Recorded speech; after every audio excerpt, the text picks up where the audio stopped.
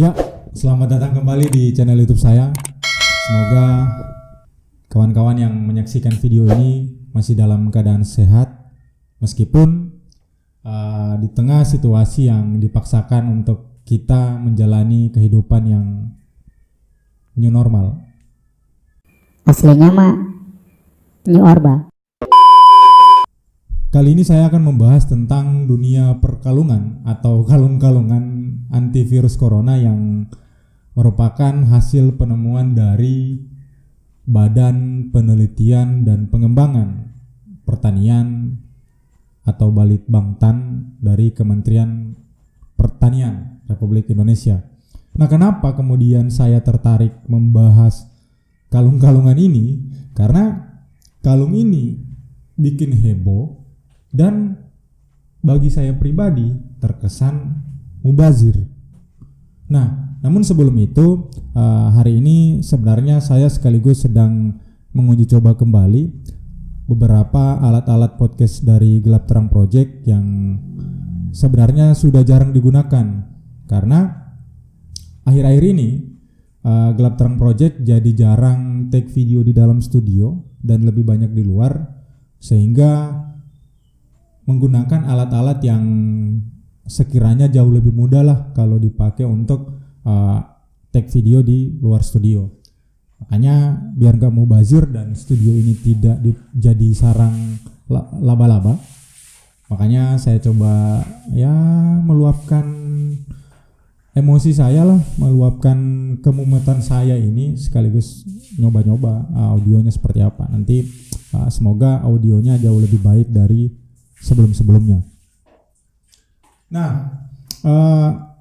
tentang kalung-kalungan ini, kalung yang disebut sebagai antivirus corona ini, membuat saya bingung sebenarnya apa gitu loh motif dibalik rencana Kementerian Pertanian yang akan memproduksi secara massal kalung ini per bulan Agustus atau bulan depan.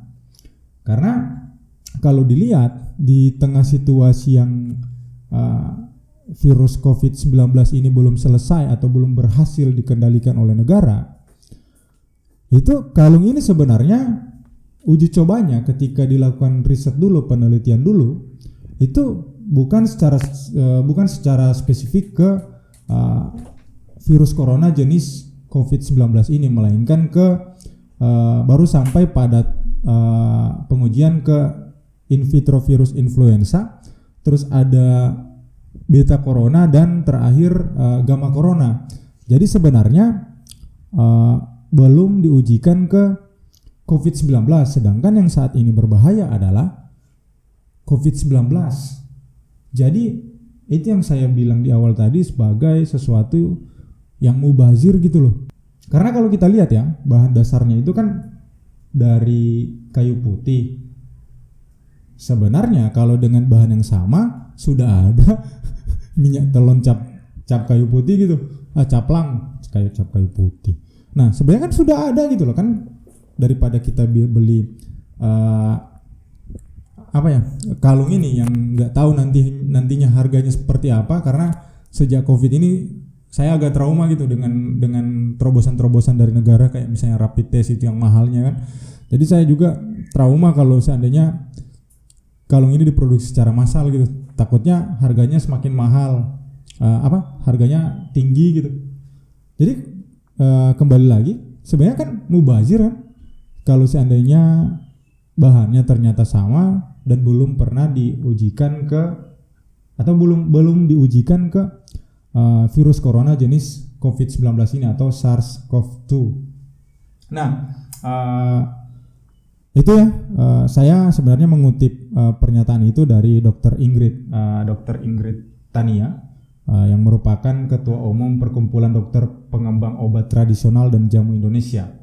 Jadi dia yang mengatakan bahwa sebenarnya itu belum diujikan ke virus corona yang COVID-19 ini. Jadi saya untuk memperkuat pernyataan itu sudah membaca pernyataan dari dokter loh ya, ahlinya. Nah terus masih seputar bingung soal motif ini. Saya ini bingung atau bahkan jadi berandai-andai sebenarnya motif Kementerian Pertanian untuk melaunching atau memproduksi secara massal kalung ini apakah untuk semakin menindakbobokan kita? Karena saya tidak menganggap ini sesuatu langkah yang serius ya. Bagi saya sampai sekarang negara masih bercanda soal virus. Tolong saya jangan dikriminalisasi undang-undang ITE lagi. Nah, bagi saya negara masih bercanda gitu loh, belum ada langkah yang konkret, belum ada langkah yang tepat yang diambil untuk mencegah COVID-19 ini. Karena saya lihat apakah ini untuk menindakbobokan, ya saya pribadi menganggap seperti itu. Karena kalung ini belum diujikan ke virus COVID-19, tapi akan diproduksi massal. Di satu sisi kita dipaksakan untuk berdamai gitu loh dengan virus kan, dengan corona ini, karena pada seruan untuk memulai kehidupan di era new normal kan.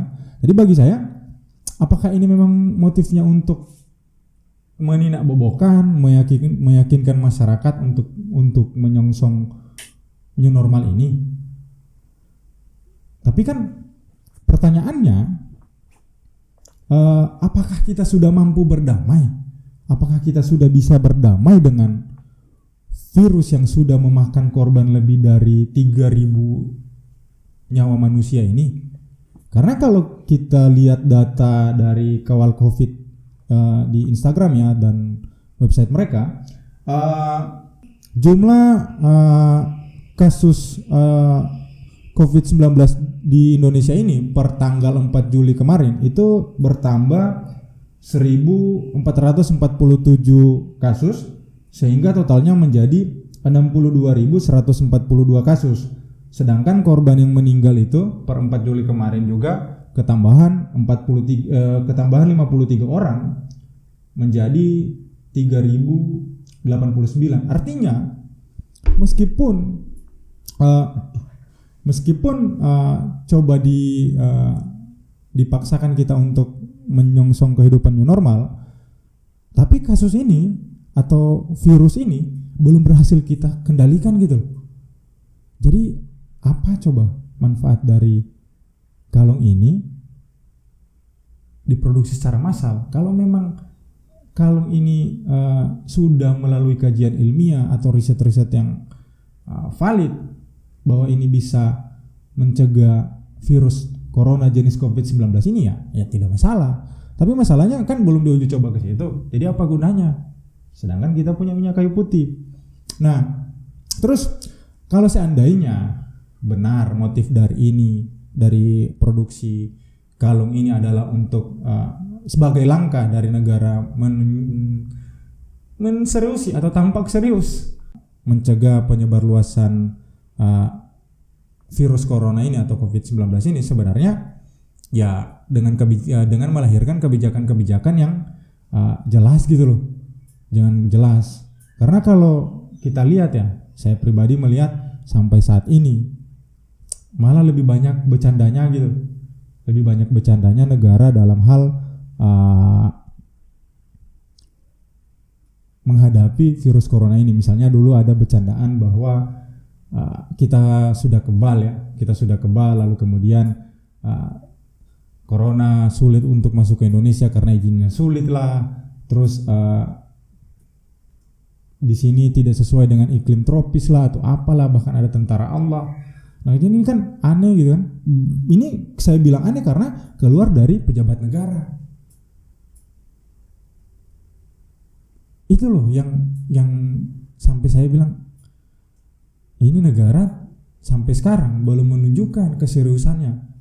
Karena alih-alih memerangi, negara berusaha untuk melahirkan kebijakan baru, yaitu kita berdamai dengan virus ini. Jadi bagi saya tidak ada langkah konkret sejauh ini.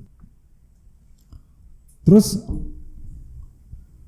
kemudian ada banyak yang masyarakat yang menganggap ini merupakan kesalahan dari masyarakat yang tidak patuh terhadap protokol. Padahal kalau dibilang bagaimana masyarakat mau patuh, sedangkan negara saja tidak konsisten, tidak pernah patuh dengan keputusan yang sudah mereka ambil. Misalnya ada, ini saya punya arsip dulu yang aneh bagi saya ya.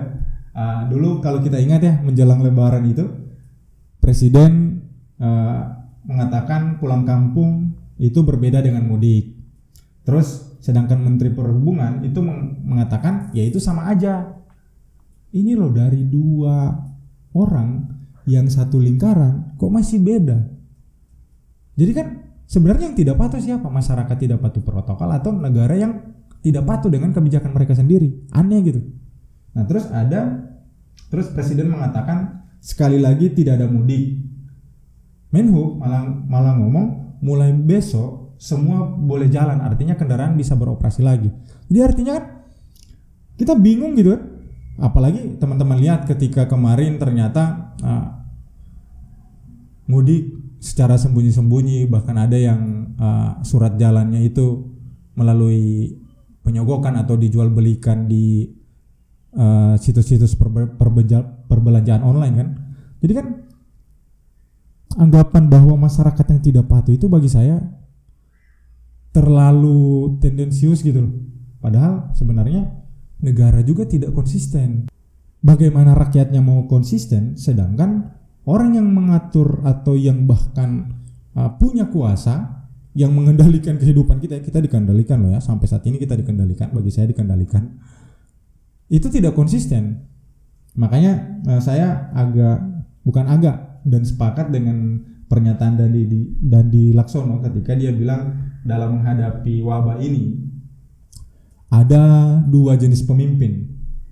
Yang pertama yaitu pemimpin yang tahu masalah, punya rencana, cekatan mengambil langkah, musibah tetap ada tapi rakyat merasa berada di tangan yang tepat. Lalu yang kedua tipe pemimpin negara yang selalu bikin blunder tapi pede. Jadi bahan olok-olok serta tertawaan. Rakyat terhibur, imun tumbuh meningkat gitu loh. Ini dua tipenya gitu. Jadi ya kalau seandainya pemimpin negaranya itu konsisten, punya kebijakan yang jelas, aku rasa jangankan mau patuh gitu, mereka juga bakalan merasa aman karena ada di tangan yang tepat. Jangan ke tipe yang kedua ini, tidak punya kebijakan yang jelas, misalnya kita disuruh di rumah aja tapi tidak ada bantuan sosial, tidak ada jaminan hidup bagi orang-orang yang di rumah aja yang harus kehilangan atau meninggalkan pekerjaannya gitu, kehilangan sumber penghasilannya.